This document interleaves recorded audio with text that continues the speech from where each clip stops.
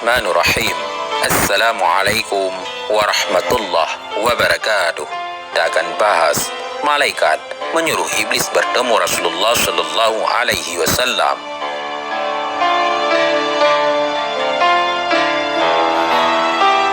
Jangan lupa subscribe video ini, komen, dan berlangganan, serta bagikan video ini agar bermanfaat bagi semua.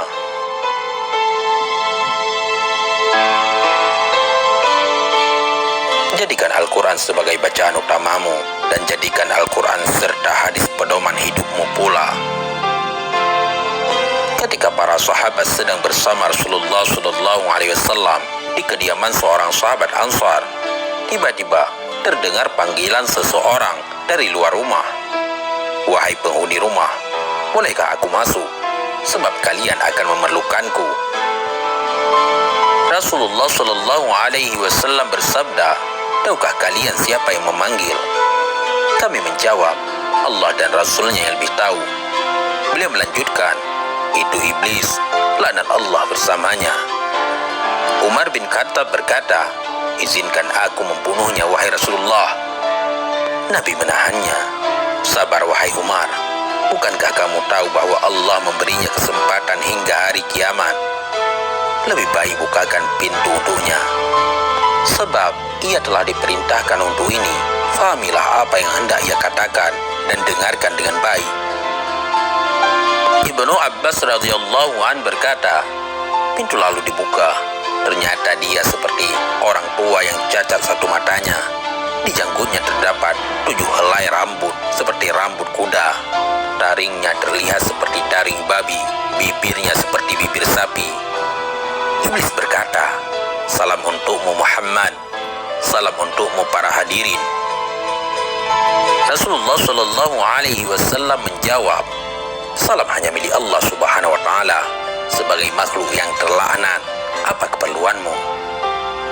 Iblis menjawab, "Wahai Muhammad, aku datang ke sini bukan atas kemauanku, namun karena terpaksa." "Siapa yang memaksamu?" "Seorang malaikat utusan Allah mendatangiku dan berkata, Allah Subhanahu wa Ta'ala memerintahkanmu untuk mendatangi Muhammad sambil menundukkan diri. Beritahu Muhammad tentang caramu dalam menggoda manusia. Jawablah dengan jujur semua pertanyaannya. Demi kebesaran Allah, andai kau berdusta satu kali saja, maka Allah akan jadikan dirimu debu yang ditiup angin. Oleh karena itu, aku sekarang mendatangimu. Tanyalah apa yang hendak kau tanyakan. Jika aku berdusta, aku akan dicaci oleh setiap musuhku. Tidak ada sesuatu apapun yang paling besar menimpaku daripada cacian musuh." Rasulullah Shallallahu Alaihi Wasallam lalu bertanya kepada iblis, "Kalau kau benar jujur, siapakah manusia yang paling kau benci?" Iblis segera menjawab, Kamu dan orang sepertimu adalah makhluk Allah yang paling aku benci." "Siapa selanjutnya?"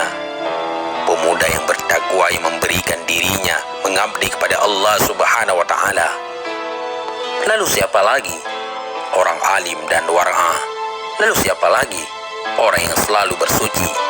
"Siapa lagi?" "Seorang fakir yang sabar dan tak pernah mengeluhkan kesulitannya kepada orang lain." "Apa tanda kesabarannya?" "Wahai Muhammad, jika ia tidak mengeluhkan kesulitannya kepada orang lain selama 3 hari, Allah akan memberi pahala orang-orang yang sabar." "Selanjutnya apa?" "Orang kaya yang bersyukur." "Apa tanda kesyukurannya?" "Ia mengambil kekayaannya dari tempatnya dan mengeluarkannya juga dari tempatnya." "Orang seperti apa Abu Bakar menurutmu?" "Ia tidak pernah menurutiku di masa jahiliyah, apalagi dalam Islam." Umar bin Khattab, "Demi Allah, setiap berjumpa dengannya aku pasti kabur." Utsman bin Affan, "Aku malu kepada orang yang malaikat pun malu kepadanya." Ali bin Abi Thalib, "Aku berharap darinya agar kepalaku selamat dan berharap ia melepaskanku dan aku melepaskannya, tetapi ia takkan mau melakukan itu."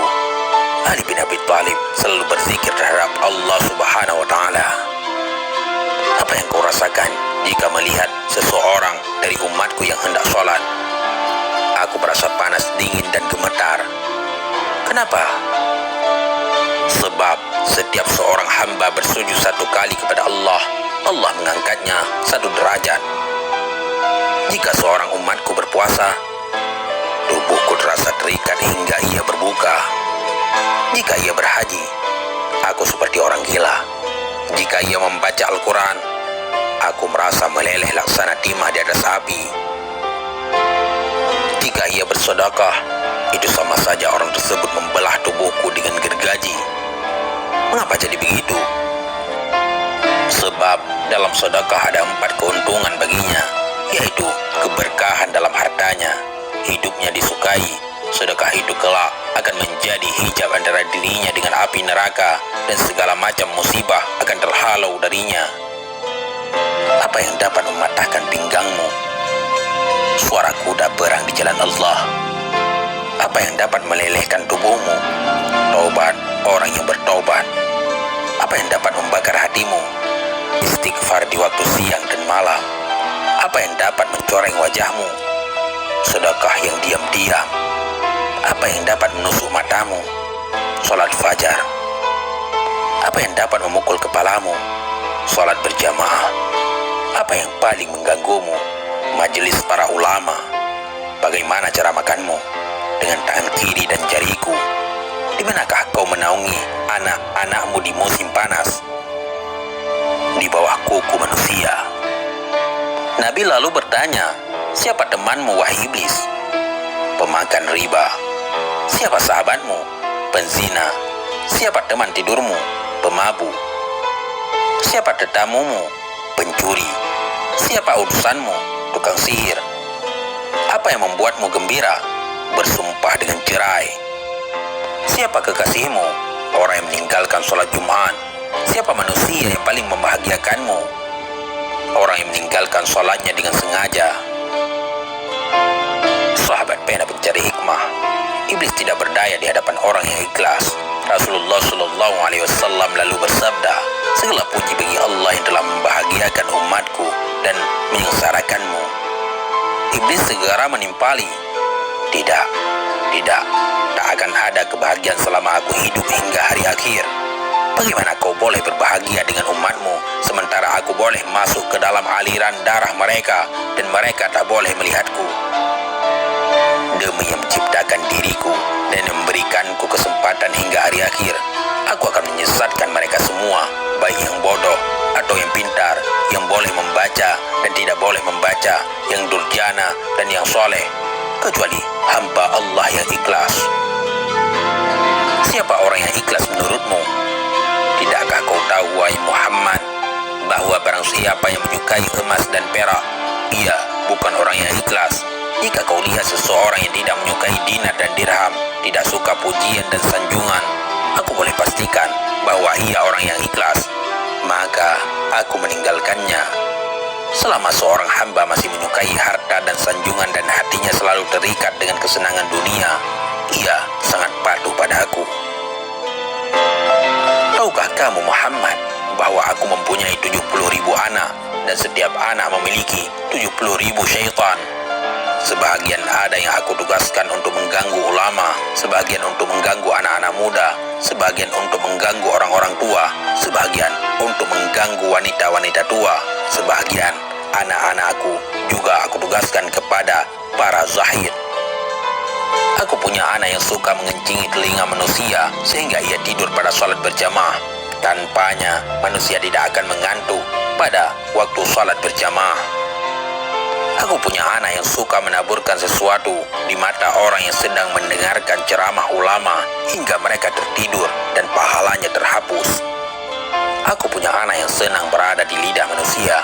Jika seseorang melakukan kebajikan lalu ia kabarkan kepada manusia, maka 99% pahalanya akan terhapus. Pada setiap seorang wanita yang berjalan, anakku dan syaitan duduk di pinggul dan pahanya, lalu menghiasinya agar setiap orang memandanginya. Syaitan juga berkata, keluarkan tanganmu. Lalu ia mengeluarkan tangannya, lalu syaitan pun menghiasi kukunya. Mereka anak-anakku selalu menyusup dan berubah dari satu tempat ke tempat lainnya, dari satu pintu ke pintu yang lainnya untuk menggoda manusia hingga mereka terhempas dari keikhlasan mereka. Akhirnya mereka menyembah Allah tanpa ikhlas, namun mereka tidak merasa. Tahukah kamu Muhammad bahwa ada rahib yang telah beribadat kepada Allah selama 70 tahun? Setiap orang sakit yang didoakan olehnya sembuh seketika. Aku terus menggodanya hingga ia berzina, membunuh, dan kufur. Tahukah kau Muhammad, dusta berasal dari diriku. Akulah makhluk yang pertama berdusta. Pendusta adalah sahabatku. Barang siapa bersumpah dengan berdusta, ia kekasihku. Tahukah kau Muhammad, aku bersumpah kepada Adam dan Hawa dengan nama Allah bahwa aku benar-benar menasihatinya. Sumpah dusta adalah kegemaranku. Ghibah dan namimah atau adu domba adalah kesenanganku. Persaksian palsu kegembiraanku. Orang yang bersumpah untuk menceraikan istrinya, ia berada di pinggir dosa, walau hanya sekali dan walaupun ia benar. Sebab barang siapa yang membiasakan dengan kata-kata cerai, istrinya menjadi haram baginya. Kemudian ia akan beranak cucu hingga hari kiamat. Jadi semua anak-anak zina, dan ia masuk neraka hanya karena satu kalimat, yaitu cerai. Wahai Muhammad, umatmu ada yang suka lalai semasa sholat. Setiap ia hendak berdiri untuk sholat, aku bisikkan padanya waktu masih lama. Kamu masih sibuk. Lalu ia menundanya hingga ia melaksanakan sholat di luar waktu. Maka sholat itu dipukulkannya ke mukanya. Jika ia berhasil mengalahkanku, aku biarkan ia sholat. Namun aku bisikkan ke telinganya, lihat kiri dan kananmu. Dia pun menoleh. Pada masa itu aku usap dengan tanganku dan kucium keningnya serta aku katakan, sholatmu tidak sah. Bukankah kamu tahu Muhammad, orang yang banyak menoleh dalam sholatnya akan dipukul? Jika ia sholat sendirian, aku suruh ia bergegas. Ia pun sholat seperti ayam yang mematuk beras. Jika ia berhasil mengalahkanku dan ia sholat berjamaah, aku ikat lehernya dengan tali hingga ia mengangkat kepalanya sebelum imam atau meletakkannya sebelum imam. Kamu tahu bahwa melakukan itu batal sholatnya dan wajahnya akan dirubah menjadi wajah keledai. Jika ia berhasil mengalahkanku, aku tiup hidungnya hingga ia menguap dalam sholat. Jika ia tidak menutup mulutnya ketika menguap, syaitan akan masuk ke dalam dirinya dan membuatnya menjadi bertambah serakah dan gila dunia. Dan dia pun semakin taat kepadaku. Kebahagiaan apa untukmu? Sedang aku memerintahkan orang miskin agar meninggalkan sholat. Aku katakan padanya, kamu tidak wajib sholat. Sholat hanya wajib untuk orang yang berkemampuan dan sehat. Orang sakit dan miskin tidak. Jika kehidupanmu telah berubah, baru kau salat. Ia pun mati dalam kekafiran. Jika ia mati sambil meninggalkan salat, maka Allah akan menemuinya dalam kemurkaan. Wahai Muhammad, jika aku berdusta, Allah akan menjadikanku debu. Wahai Muhammad, apakah kau akan bergembira dengan umatmu, padahal aku mengeluarkan 1/6 mereka dari Islam? Berapa yang kau pinta dari Tuhanmu? 10 macam. Apa saja? Aku minta agar Allah membiarkanku berbagi dalam harta dan anak manusia. Allah mengizinkan. Allah berfirman, berbagilah dengan manusia dalam harta dan anak, dan janjikanlah mereka. Tidaklah janji syaitan kecuali tipuan. Harta yang tidak dizakatkan, aku makan darinya. Aku juga makan dari makanan haram dan yang dicampur dengan riba. Aku juga makan dari makanan yang tidak dibacakan nama Allah. Aku minta agar Allah membiarkanku ikut bersama dengan orang yang berhubungan dengan istrinya tanpa berlindung dengan Allah. Maka syaitan ikut bersamanya, dan anak yang dilahirkan akan sangat patuh kepada syaitan. Aku minta agar boleh ikut bersama dengan orang yang menaiki kendaraan bukan untuk tujuan yang halal. Aku minta agar Allah menjadikan bilik mandi sebagai rumahku. Aku minta agar Allah menjadikan pasar sebagai masjidku. Aku minta agar Allah menjadikan syair sebagai Quranku. Aku minta agar Allah menjadikan pemabuk sebagai teman tidurku. Aku minta agar Allah memberikanku saudara, maka ia jadikan orang yang membelanjakan hartanya untuk maksiat sebagai saudaraku. berfirman, orang-orang boros adalah saudara-saudara syaitan. Wahai Muhammad, aku minta agar Allah membuatku boleh melihat manusia sementara mereka tidak boleh melihatku. Dan aku minta agar Allah memberiku kemampuan untuk mengalir dalam aliran darah manusia. Allah menjawab, silakan. Aku bangga dengan hal itu hingga hari kiamat. Sebagian besar manusia bersamaku di hari kiamat. Iblis berkata lagi, wahai Muhammad, aku tak boleh menyesatkan orang sedikit pun. Aku hanya boleh membisikkan dan menggoda. Jika aku boleh menyesatkan, tak akan tersisa seorang pun. Sebagaimana dirimu, kamu tidak boleh memberi hidayah sedikit pun. Engkau hanya rasul yang menyampaikan amanah. Jika kau boleh memberi hidayah, tak akan ada seorang kafir pun di muka bumi ini. Kau hanya boleh menjadi penyebab untuk orang yang telah ditentukan sengsara. Orang yang bahagia adalah orang yang telah ditulis bahagia sejak di perut ibunya. Dan orang yang sengsara adalah orang yang telah ditulis sengsara semenjak dalam kandungan ibunya. Rasulullah Shallallahu Alaihi Wasallam lalu membaca ayat, mereka akan terus berselisih kecuali orang yang dirahmati oleh Allah Subhanahu Wa Taala. Kemudian Rasulullah juga membaca, sesungguhnya ketentuan Allah pasti berlaku. Iblis lalu berkata, wahai Rasulullah, takdir telah ditentukan dan pena takdir telah kering. Maksudnya Allah yang menjadikanmu pemimpin para nabi dan rasul, pemimpin penduduk surga, dan yang telah menjadikan aku pemimpin makhluk-makhluk celaka dan pemimpin penduduk neraka. Aku si celaka yang terusir. Ini akhir yang ingin aku sampaikan kepadamu, dan aku tak berbohong. Na'udzubillah. Jangan sampai kita menjadi orang yang tersesat dan juga menjadi teman syaitan. Neraka itu panas. Panasnya melebihi panasnya di dunia, bahkan beribu-ribu kali lipat. Allahu a'lam bissawab. Mudah-mudahan ini semua bermanfaat. Assalamualaikum warahmatullahi wabarakatuh.